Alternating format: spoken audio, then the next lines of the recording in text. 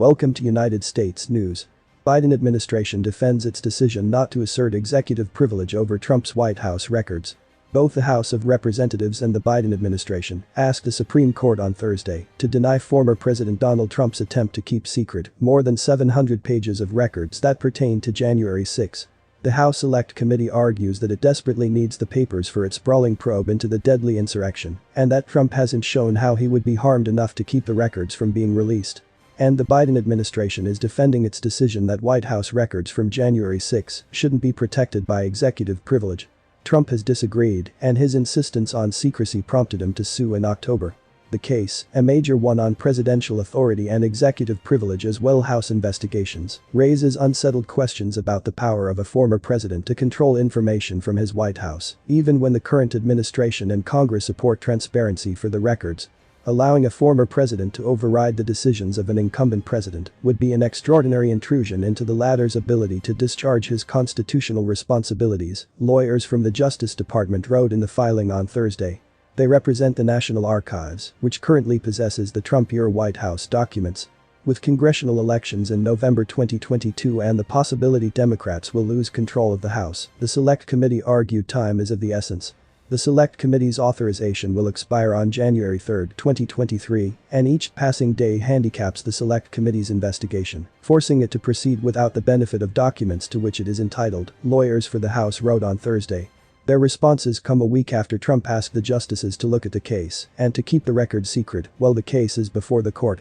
And both the House and the administration now repeatedly hint at the possibility that the House committee believes it has more to uncover about federal officials' discussions to block Congress from certifying Joe Biden's presidential win, even possible malfeasance by top officials.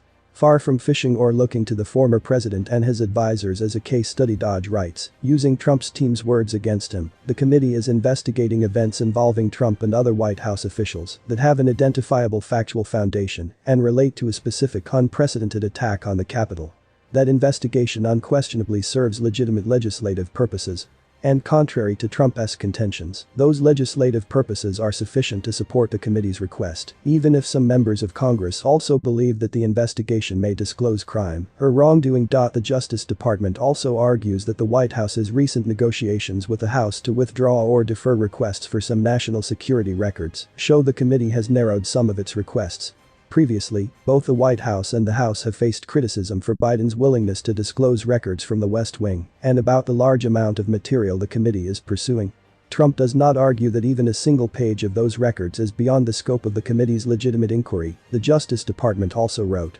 President Biden has not strayed from protecting those interests of the presidency, protecting communications around the president. Hundreds of White House records sought. In dispute in Trump's case are hundreds of documents related to his response to the election in January 6, including activity logs, schedules, speech notes from top advisors to the then president, and 3 pages of handwritten notes from then White House Chief of Staff Mark Meadows. If the House obtains the records, they could help investigators answer some of the most closely guarded facts of what happened inside the West Wing, as Trump's team discussed throwing out several states' popular votes from the 2020 election, and as supporters gathered and overran the U.S. Capitol on January 6. The House noted on Thursday it's seeking documents that date back to April 2020, because that is when Trump first began to talk about the possibility of voter fraud corrupting the election. He continued to make that accusation even after last November, when several federal and state authorities determined there was no widespread election fraud in 2020.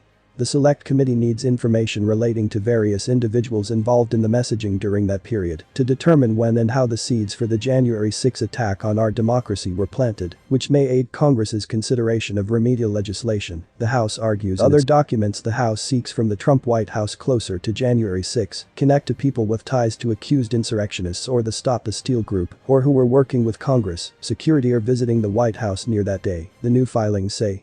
The National Archives has pointed out that White House records, even about January 6, are always destined to become public documents after a president leaves office, and some of what Trump is trying to protect have routinely been released publicly by other White Houses.